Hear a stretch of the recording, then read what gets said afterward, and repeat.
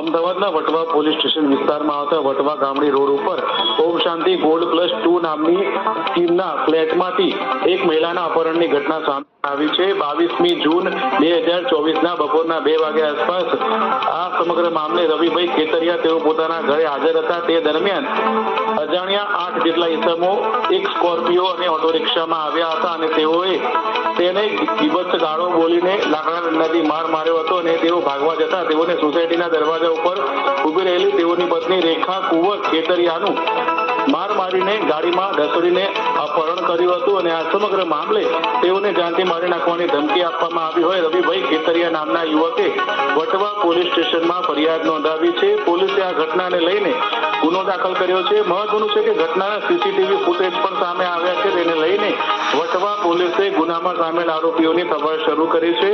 આ મામલે મહિલાનું અપહરણ થયું તે મહિલાએ થોડાક સમય પહેલા જ પ્રેમ લગ્ન કર્યા હતા, ત્યારે તેને લઈને પણ પોલીસે તપાસ હાથ ધરી છે।